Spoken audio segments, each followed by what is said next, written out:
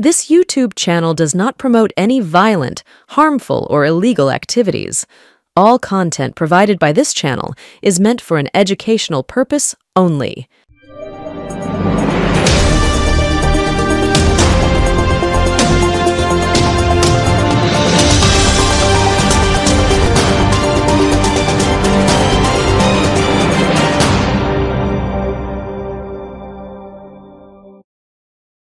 নমস্কার, শুভ সন্ধ্যা। আমি আপনাদের প্রবীর বিশ্বাস, আর আপনারা দেখতে শুরু করেছেন বিশ্বজোড়া বাঙালির আওয়াজ এনকে ডিজিটালের সান্ধ্য সম্প্রচার এক্স ফ্যাক্টর। প্রসূন গুপ্ত আমাদের সহযোগী, আমাদের সম্পাদক, তিনি আমাকে অনুরোধ করেছিলেন যেভাবেই হোক স্টুডিওতে বসে করতে, কারণ অ্যাম্বিয়েন্সটা স্টুডিওতে না হলে ঠিক জমে না। কিন্তু ডাক্তারের অনুমতি পাইনি। ডাক্তার বলছেন এখনো অন্তত দুদিন স্টুডিওর 4000 ওয়াটের লাইটের সামনে বসা যাবে না, তাই বাড়ি থেকেই করছি। আজকের বিষয়টা হচ্ছে যে পশ্চিমবাংলার ভোট, 2026-এর ভোট, এই ভোটটা মূলত কাদের দ্বারা পরিচালিত হবে। আমি ভোট প্রক্রিয়ার কথা বলছি না, মানে কারা ভোট কোন দিকে করলে সেই দল জিতবে। আমাদের পশ্চিমবাংলার প্রায় 1/3 ঘোরা হয়ে গিয়েছে। উত্তরবঙ্গ থেকে শুরু করে উত্তর 24 পরগনার বিস্তীর্ণ অঞ্চল, কোচবিহার বাদে আমি ব্যক্তিগতভাবে ঘুরেছি, আমাদের টিম ঘুরছে, কাজ করছেন তারা। আমরা এখান থেকে বেশ কিছু একটা মানে নির্দিষ্ট জায়গায় পৌঁছেছি যে এইবার ভোটটা অ্যাকচুয়াল কারা ভোট দিলে, কোন দলকে ভোট দিলে তারাই এবার ভালো রেজাল্ট করবে। দেখুন, আমরা যেটা দেখলাম তাতে এবারের ভোটে যুবদের অংশগ্রহণ, পশ্চিমবাংলায় যুবদের সংখ্যা অনেক বেশি, মহিলারা প্রায় 50%। এদের ভোটটা কিন্তু বড় ফ্যাক্টর। যুব এবং মহিলাদের ভোটটা কিন্তু এবার বড় একটা ফ্যাক্টর হতে চলেছে সব রাজনৈতিক দলের কাছে। অনেক সমস্যা আছে, মহিলা নারী স্বাধীনতা, নারী নির্যাতন, ধর্ষণ, খুন ইত্যাদি তো আছে। তার পাশাপাশি আছে যুবদের চাকরিহীনতা, চাকরি নেই, এটা বাস্তব সত্য। কিন্তু আমরা সারা ভারতবর্ষের নিরিখে যখন দেখি তখন যেটা দেখতে পাচ্ছি, কেন্দ্রীয় সরকারের রিপোর্ট অনুযায়ী কর্মসংস্থানের ক্ষেত্রে বাংলা কিন্তু সবার উপরে। হ্যাঁ, বাংলা সবার উপরে। অন্যান্য রাজ্যের অবস্থা আরো খারাপ। আর এই খুন, ধর্ষণ বা নারী নির্যাতনের ঘটনায় বাংলা কিন্তু একেবারে নিচের দিকে, মানে যা অন্যান্য রাজ্যে হয় সেই তুলনায় এ রাজ্যে কম হয়। হ্যাঁ, এ রাজ্যে বাড়াবাড়িটা বেশি হয়, এ রাজ্যে মিডিয়া কভারেজটা বেশি হয়, এ রাজ্যে রাজনৈতিক নেতারা ফুটেজ খেতে বেশি যান, এটা বাস্তব সত্য। কিন্তু তার মানে এই না যে পশ্চিমবঙ্গ একেবারে স্বর্গরাজ্য হয়ে গেছে অথবা পশ্চিমবঙ্গ একেবারে নরক হয়ে গিয়েছে। পশ্চিমবঙ্গ কিন্তু সব দিক থেকে ওপরের দিকেই রয়েছে, যে কোনো দিকে ডেভেলপমেন্টে বলুন। হ্যাঁ, গুজরাটের থেকেও। আপনাদের একটা খবর বলে রাখি যে আজ রাত 11টায়, ভারতীয় সময় 11টায়, আমাদের মুখ্যমন্ত্রী, পশ্চিমবাংলার মুখ্যমন্ত্রী মমতা বন্দ্যোপাধ্যায় অক্সফোর্ডে বক্তৃতা করবেন। আমরা সেই বক্তৃতার সরাসরি সম্প্রচার এনকে ডিজিটালে করব। আপনাদেরকে অনুরোধ করছি যে আপনারা এনকে ডিজিটালে চোখ রাখলেই কিন্তু মুখ্যমন্ত্রীর বক্তব্য সরাসরি শুনতে পাবেন। যেটা বলছিলাম যে এবার ভোটে ফ্যাক্টর হচ্ছে যুব এবং মহিলারা। তারা কোন দিকে? দেখুন, বামফ্রন্টের যুব বলতে আপাতত কাউকে দেখা যাচ্ছে না। ওই মীনাক্ষী, শতরূপ, দীপশিতা ধর, এদেরকে যদি আপনি যুব ধরে নেন তাহলে কিন্তু ভুল করবেন। সৃজন, এরা নিশ্চয়ই যুব, কিন্তু তার মানে এই নয় এরা পুরো পশ্চিমবাংলার ভোটটা পরিচালনা করতে পারেন। এরা নিজেরা যে কেন্দ্রে দাঁড়াবেন বা দাঁড়াতে পারেন সেই কেন্দ্রেরই ভোট পরিচালনা করার অভিজ্ঞতা বা ক্ষমতা তাদের নেই। কারণ পশ্চিমবাংলায় যুব করা বামপন্থী মানুষ এখন উল্লেখযোগ্যভাবে কমে গিয়েছে। সেই যুবদের ভোট, বেশ খানিকটা ভোট বিজেপিতে শিফট করেছে। তার মানে কি বিজেপি এবার যুবদের নিয়ে মাতিয়ে দেবে? না, তাও নয়। কারণ হচ্ছে বিজেপির নেতৃত্বহীনতা। বিজেপি যারা নেতৃত্ব দেন, সে দিলীপ ঘোষ বলুন, সুকান্ত মজুমদার বলুন বা শুভেন্দু অধিকারী বলুন, আপাতত 3টে নাম আমার বা আপনারও মনে পড়ে, এর বাইরে তো কাউকে দেখতে পাই না। যাই হোক, যুবদের মোবিলাইজ করা বা যুবদের মোটিভেট করার মতন মানে কথা, আচরণ এদের কাছ থেকে পাওয়া যাচ্ছে না। উল্টো দিকে তৃণমূল কিন্তু যুবদের নিয়ে একটা শক্তিশালী সংগঠন জেলায় জেলায় গড়ে ফেলেছেন। প্রত্যেক জেলাতে যারা যুব সভাপতি তৃণমূল কংগ্রেসের আছেন তারা কিন্তু অত্যন্ত পরিশ্রম করছেন, এবং শুধু পরিশ্রম করছেন না, তারা মানুষের পাশে থাকছেন, বিভিন্ন রকম পরিষেবা দিচ্ছেন, মানুষের আস্থা ফিরে পাচ্ছে তৃণমূল যুব কংগ্রেস। আর মহিলা আগেও গতবারের ভোটেও আমরা দেখেছি মহিলা ভোট ফ্যাক্টর ছিল, মহিলা ভোট কিন্তু তৃণমূলের পক্ষে ছিল।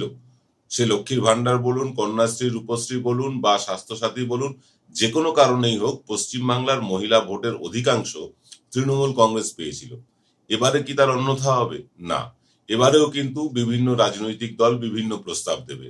কেউ বলবে আমরা লক্ষ্মীর ভান্ডার এসে 3,000 টাকা করে দেব, কেউ বলবেন 5,000 টাকা করে দেব, কেউ আরো বেশি কিছু বলবেন, ইত্যাদি ইত্যাদি অনেক প্রতিশ্রুতি নির্বাচনের আগে আমরা দেখি বিভিন্ন রাজনৈতিক দল দেয়, কিন্তু বাস্তবে সেটা পরিণত হয় না। আমরা এর আগে যতগুলো রাজ্যে নির্বাচন হয়েছে প্রত্যেকটি রাজ্যের নির্বাচনের ইস্তাহারগুলো দেখছিলাম এবং তার বাস্তবায়নটা দেখছিলাম।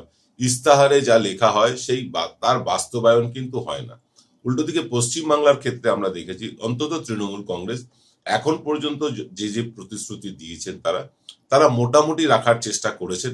সবটা হয়তো 100% হয়তো হয়নি, আমি হয়তো তৃণমূল কংগ্রেস কর্মীদের বা নেতাদের ভাষায় বলবো না 100% কাজ হয়ে গিয়েছে, না 100% হয়নি, কিন্তু 70% অবশ্যই হয়েছে।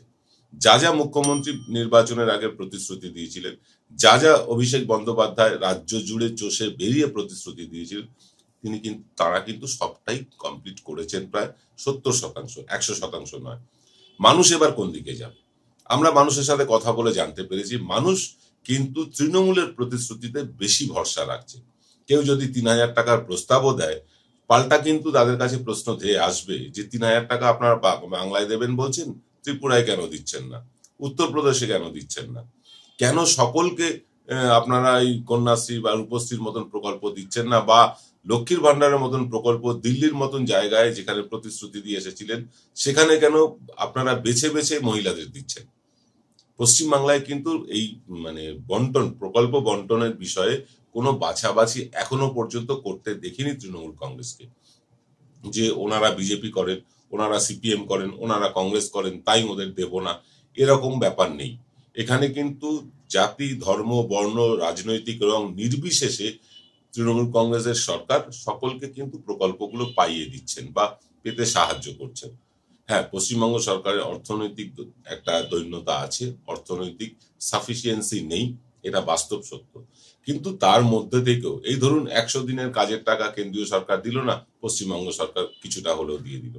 এই যে আবাস যোজনার টাকা কেন্দ্রীয় সরকার দিল না, শুভেন্দু অধিকারীরা গিয়ে বারণ করলেন, মুখ্যমন্ত্রী নিজেই ঘোষণা করলেন যে আমরা পশ্চিমবঙ্গ সরকারের তরফ থেকে দিয়ে দেব, এবং সেটা দেওয়া শুরুও হয়ে গিয়েছে, বহু মানুষ পেতেও শুরু করেছেন এবং তাদের বাড়ির কাজও শুরু হয়ে গিয়েছে। অর্থাৎ মানুষের আস্থা অর্জনে যা করণীয় দরকার মুখ্যমন্ত্রী সেটা করেওছেন। রাস্তাঘাট, জল ইত্যাদি ইত্যাদি মোটামুটি পশ্চিমবঙ্গে এখন যেটা আছে সেটা বেশ ভদ্রস্থ জায়গায় আছে।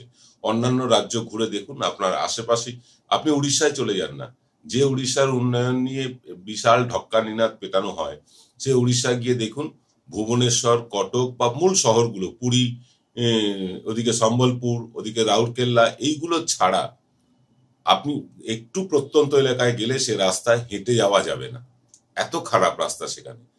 কিন্তু সে তুলনায় পশ্চিমবাংলার রাস্তাঘাট অনেক ভালো।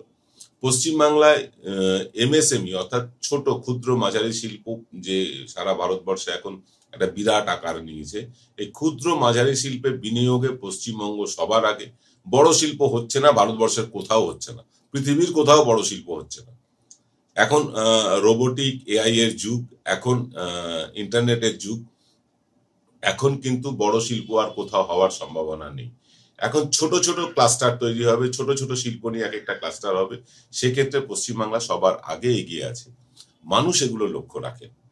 আমরা অনেক রাজনৈতিক দলের বক্তব্যে অনেক রকম কথা ভেসে আসে, অনেক কথা শুনি, সেটা তৃণমূলের পক্ষ থেকেও আসে, বিজেপির পক্ষ থেকেও আসে, বামপন্থীদের পক্ষ থেকেও আসে, আমরা শুনি, কিন্তু মানুষের মনে তার রিয়াকশন কি হয় সেই খবর রাজনৈতিক নেতারা রাখেন না, তারা বক্তব্য রেখেই খালাস। কেউ বলছেন আমরা এলে এখানে মুসলিমদের চ্যাংদোলা করে বাইরে পাঠিয়ে দেব, মুসলিম বিধায়কদের। এটা হিন্দুরাও ভালোভাবে নিচ্ছেন না, কারণ এটা হিন্দু সংস্কৃতি নয়। কাউকে, অন্য কোনো ধর্মের জাতিকে তারা চ্যাংদোলা করে রাস্তায় ফেলবেন, নির্বাচিত জনপ্রতিনিধিকে, এটা হিন্দু সংস্কৃতি নয়। হিন্দুরাও কিন্তু এই উগ্র হিন্দুত্ব আলা বিজেপি বা শুভেন্দু যে বিজেপি আনতে চাইছে পশ্চিমবাংলায়, দিলীপ ঘোষ যে দাকাটারি নিয়ে বিজেপি আনতে চাইছেন, সেইগুলো কিন্তু পশ্চিমবাংলার হিন্দুরাও সেটাকে মেনে নিচ্ছেন না। অন্তত উত্তরবঙ্গের বিস্তীর্ণ এলাকা যেখানে বিজেপির মানে এক সময় একচ্ছত্র আধিপত্য ছিল, আগে বামেদের ছিল, সেটা বিজেপিতে যায়, তৃণমূলের পক্ষে কখনো যায়নি সেভাবে উত্তরবঙ্গের ভোট। কিন্তু এইবার আমরা যেটা গিয়ে দেখলাম, আবার বলছি কোচবিহার বাদে জলপাইগুড়ি, আপনার দার্জিলিং, শিলিগুড়ি ইত্যাদি বিস্তীর্ণ অঞ্চল এলাকা ঘুরে দেখলাম, সেখানে কিন্তু মানুষের মনে একটা পরিবর্তন এসেছে। যে দীর্ঘদিন তারা বামেদের বিশ্বাস করেছেন, উত্তরবঙ্গের কিছুই হয়নি, তারা বিজেপিকে বিশ্বাস করেছেন, তাতেও কিছু এসে যায়নি, মানে মানুষের জীবনযাপন বা জীবন ধারণের মান উন্নয়ন হয়নি। তৃণমূলকে তারা এবার ভরসা করতে চাইছেন। তাই উত্তরবঙ্গে বিজেপি খারাপ ফল যেমন করবে, তৃণমূল তেমনি ভালো ফল করতে চলেছে। দক্ষিণবঙ্গে কি হবে, দক্ষিণবঙ্গে কি হবে তা জানতে আমরা বেরোচ্ছি আগামী 3 তারিখ থেকে। আমার চোখ অনেকটাই ঠিক হয়ে এসছে, ডাক্তার অনুমতি দিলে রাস্তায় বেরোতে পারবো, স্টুডিওতে বসতে পারবো। আমরা দক্ষিণবঙ্গের খবরও দেব, পূর্ব মেদিনীপুর, পশ্চিম মেদিনীপুর, ঝাড়গ্রাম, পুরুলিয়া এইসব অঞ্চলে আমরা কিন্তু যাব। আমরা যাব, সমীক্ষা যেমন করব, আমি নিজে নন্দীগ্রামের সমীক্ষাটা করতে চাইছি আমাদের টিমের সাথে। এবং আপনাদেরকে এটা বলে রাখি, আমাদের এক দর্শকের বিশেষ অনুরোধে নন্দীগ্রামটা আমাকে নিজেকেই করতে হবে। আমি দর্শকের অনুরোধ রাখবো, সেই মাননীয় দর্শক তার অনুরোধ রেখে আমি নিজে নন্দীগ্রাম করব। তবে সব মিলিয়ে একটা কথা বলা যায়, সেটা হচ্ছে যে পশ্চিমবাংলার যুব এবং পশ্চিমবাংলার মহিলা ভোট বিরোধীর দিকে যাচ্ছে না। এবং আপনাদেরকে বলে রাখি, যেসব মানুষ বিজেপিতে চলে গিয়েছিলেন বামপন্থা থেকে, বা কিছু লোক তৃণমূল থেকেও গিয়েছিলেন, তারা ভেবেছিলেন বিরাট কিছু একটা পরিবর্তন আসবে। সে পরিবর্তনের হাল তো দেখতে পাচ্ছেন, 18টা সাংসদ থেকে কমে 12টা এসেছে। এবং আগামী দিনে বিজেপির বিধায়ক সংখ্যা আরো বেশ কিছু কমতে চলেছে। এবং সব মিলিয়ে বিজেপি কিন্তু গাড্ডায় পড়ে গিয়েছে, এ নিয়ে কোনো সমস্যা নেই, এটা নিয়ে বলতে কোনো দ্বিধা নেই। বিজেপির যা বর্তমান অবস্থা, তাতে তারা কোন রকমে হয়তো বিরোধী দল হয়ে থাকতে পারবে, কিন্তু বিরোধী দল হলেও বিজেপির বর্তমান সাংগঠনিক যা পরিস্থিতি, যা অন্তর্কলহ চলছে, তাতে বিজেপিকে হারিয়ে দেওয়ার জন্য বিজেপি যথেষ্ট, তৃণমূলকে লাগবে না। কারণ বিজেপি যা যা প্রতিশ্রুতি দিয়ে গিয়েছিল, একটা প্রতিশ্রুতিও রাখেনি। মতুয়াদের মেলা চলছে ঠাকুরনগরে, আমাদের প্রতিনিধি সেখানে গিয়েছেন, সেখান থেকে যে তথ্য দিয়েছেন সেটা শুনলে আপনারা অবাক হয়ে যাবেন।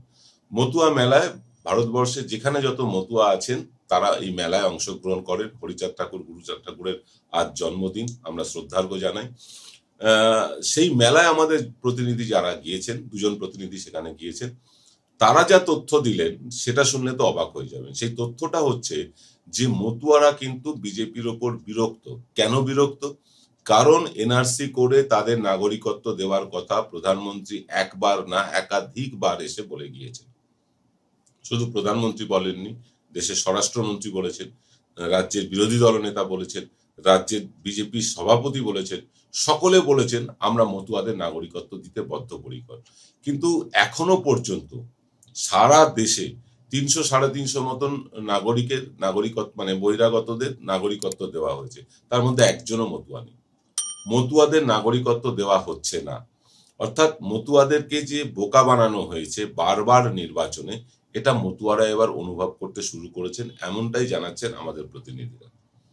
ভোটে তার ফল কি হবে সেটা নিয়ে বলার সময় এখনো আসেনি, কিন্তু এটা ঠিক যে বিজেপি যে কথা দিয়ে কথা রাখে না, প্রতিশ্রুতি দিয়ে প্রতিশ্রুতি রাখে না, সে বছরে 2 কোটি বেকারের চাকরি হোক, বা 15 লক্ষ টাকা অ্যাকাউন্টে ঢোকা হোক, বা 100টা স্মার্ট সিটি করা হোক, বা মতুয়াদের নাগরিকত্ব হোক, কোনোটাই বিজেপি কিন্তু প্রতিশ্রুতি রাখেনি। শুধু বক্তৃতা ভাঁওতাবাজির ওপর দিয়ে বেশি দিন রাজনীতি করা যায় না। মানুষ কিন্তু এবার বুঝতে শুরু করেছে যে 303 আসন নিয়ে বিজেপি গত লোকসভায় ক্ষমতাশালী হয়েছিল, আজকে তাদের অবস্থা দেখুন। সংখ্যাগরিষ্ঠতা তো নেই, সরকার টিকিয়ে রাখতে একে তাকে পায়ে তেল দিয়ে চলতে হচ্ছে, এটা কম্প্রোমাইজ করতে হচ্ছে, ওটা কম্প্রোমাইজ করতে হচ্ছে, বিহারে মুসলিমদের গিফট পাঠাতে হচ্ছে, আর এদিকে শুভেন্দু অধিকারী বলছেন যে মুসলিম বিধায়কদের চ্যাংদোলা করে বাইরে বের করে দেবেন, রাস্তায় আছড়ে ফেলবেন। তো এইরকম পরিস্থিতিতে পশ্চিমবাংলার ভোট হতে চলেছে। পশ্চিমবাংলার ভোট এই মুহূর্তে যদি হয় 45টার বেশি আসনে বিজেপিকে জিততে আমরা দেখতে পাচ্ছি না। 1 বছরের পরিস্থিতি অনেকটাই বদলাবে। তাতে বিজেপির পরিস্থিতি খানিকটা ভালো হতে পারে, আবার খানিকটা খারাপ হতে পারে। বিজেপির একটা প্লাস পয়েন্ট হচ্ছে বিজেপির মিডিয়া সেল বা মিডিয়াকে যারা হ্যান্ডেল করে, মিডিয়া ম্যানেজার যারা আছেন, তারা অত্যন্ত দক্ষ এবং তারা নিজেদের কাজে পারদর্শী। তারা কিন্তু মিডিয়া ম্যানেজ করে, ধরুন বিভিন্ন চ্যানেলগুলোকে বিভিন্ন রকম বিজ্ঞাপন পাইয়ে দিয়ে বা বিভিন্ন রকম প্যাকেট পাঠিয়ে তারা ম্যানেজ করবেন। পাশাপাশি তারা বেশ কিছু ইউটিউবারকে পাকড়াও করে ফেলেছেন, যাদের মাধ্যমে একটা প্রোপাগান্ডা ছড়ানোর চেষ্টা হবে।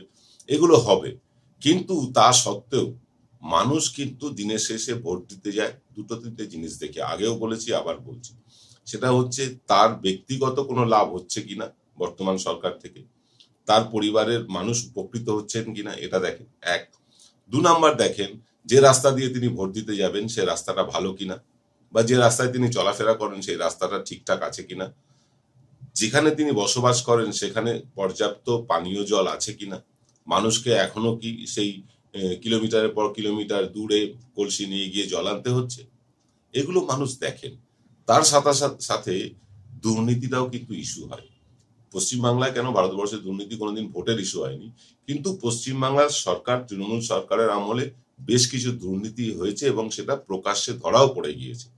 কিন্তু তারপরেও মানুষ ভাবছেন যেটা, যে দুর্নীতি হচ্ছে যেখানে, সেখানে সাধারণ মানুষের গায়ে ছোঁয়া লাগছে না, সাধারণ মানুষ তার আঁচ পাচ্ছেন না। হয়তো কিছু জনসংখ্যা পাচ্ছেন, হয়তো 12 কোটির মধ্যে হয়তো খুব বেশি হলে 1 লক্ষ লোক দুর্নীতির শিকার হয়েছে, 1.5 লক্ষ হয়েছে, কিন্তু বাকি বিরাট শতাংশের মানুষ কিন্তু দুর্নীতি থেকে অনেকটা দূরে আছেন, দুর্নীতির আঁচ তাদের গায়ে লাগেনি।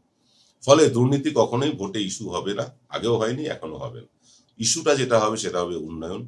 যুবদের উন্নয়ন হয়েছে কিনা, যুবদের কর্মসংস্থান হয়নি ঠিক। মানে কর্মসংস্থান মানে বহু মানুষ ভাবেন যে সরকারি চাকরি, সরকারের পক্ষে তো সমস্ত যুবককে সরকারি চাকরি দেওয়া সম্ভব না, কিন্তু কর্মসংস্থান বলতে কি বুঝি? এই যে বহু যুবক ছেলে মেয়েরা অটো, টোটো ইত্যাদি চালাচ্ছেন, বহু যুবক ছেলে মেয়েরা সুইগি, জোম্যাটো, অ্যামাজন এগুলোতে ডেলিভারি করছেন, এটাও কর্মসংস্থান, এখান থেকেও রোজগার হচ্ছে। এই রোজগারের ফলে কিন্তু কর্মসংস্থান সমস্যাটা অনেকটাই কমে গিয়েছে এই তৃণমূল আমলে। যেটা বামেদের আমলে তীব্র আকার ধারণ করেছিল সেটা কিন্তু অনেকটাই কমে গিয়েছে। সারা দেশে কর্মসংস্থানে পশ্চিমবঙ্গ কিন্তু এখন 1 নম্বর। এটা আমার কথা না, কেন্দ্রীয় সরকারের রিপোর্ট। এবার ঘটনা হচ্ছে যে কর্মসংস্থান আরো দরকার, আরো চাকরি বাকরির দরকার। কিন্তু আপনি একটা জিনিস ভেবে দেখুন, পশ্চিমবাংলায় কেউ যদি চাকরি বাকরি করতে চায়, যদি সত্যি সত্যি ইচ্ছুক হয়, তাহলে সে সুইগি, জোম্যাটো ডেলিভারির কাজ করতে পারে, সে অ্যামাজনের ডেলিভারির কাজ করতে পারে, টোটো চালাতে পারে। এবার বলবেন যে পড়াশোনা শিখে কি টোটো চালাবো? এরকম কি কোথাও লেখা আছে যে পড়াশোনা শিখে এই কাজ করা যাবে আর ওই কাজ করা যাবে না? এরকম কোথাও লেখা নেই। আপনি যদি মহারাষ্ট্রে যান বা গুজরাটে যান, আপনি দেখতে পাবেন বহু বয়স্ক মানুষ, তারা কখনো সরকারি চাকরি করতেন, কখনো বেসরকারি চাকরি করতেন, কখনো ব্যবসা করতেন, তারা অটো চালাচ্ছেন। স্বচক্ষে দেখে এসেছি, অটো চালাচ্ছেন বয়স্ক মানুষেরা। আমি জিজ্ঞাসা করেছিলাম এরকম বেশ কয়েকজনকে, বলছে রিটায়ারের লাইফ কি করব, বসে অটোই চালাচ্ছি, একটা অটো কিনে নিয়েছি, অটো চালাচ্ছি, দিব্যি আছি, আমার পেনশনও পাচ্ছি, অটো থেকেও টাকা পাচ্ছি। অতএব কাজ ছোট বড় হয় না, মানসিকতা ছোট বড় হয়। বাঙালি আস্তে আস্তে সেই মানসিকতা থেকে বেরিয়ে আসছে, এটা একটা আশার কথা। যখন কোনো জাতির দেওয়ালে পিঠ ঠেকে যায় তাকে সামনে এগোতে হয়। বাঙালির কিন্তু পিঠ ঠেকে গিয়েছিল দেওয়ালে সব দিক থেকে। আজকে সেখান থেকে বাঙালি অক্সফোর্ডে গিয়ে বক্তব্য রাখছে এবং ব্রিটিশরা নিচে বসে সেই বক্তব্য শুনবে।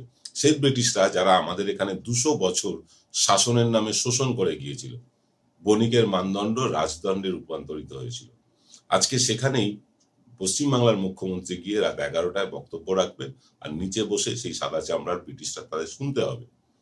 এটাই পরিবর্তন, এটাই বাংলা। বাংলা যে এগোচ্ছে এটাই তার প্রমাণ।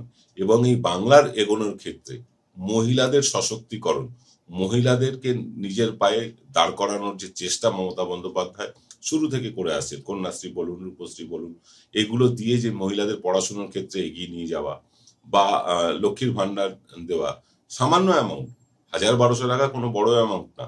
কিন্তু একটা জিনিস ভাবুন, যে মানুষটির কোনো রোজগার ছিল না, তিনি ঘরে বসে 1000-1200 টাকা পাচ্ছেন, এটাই বা কম কি?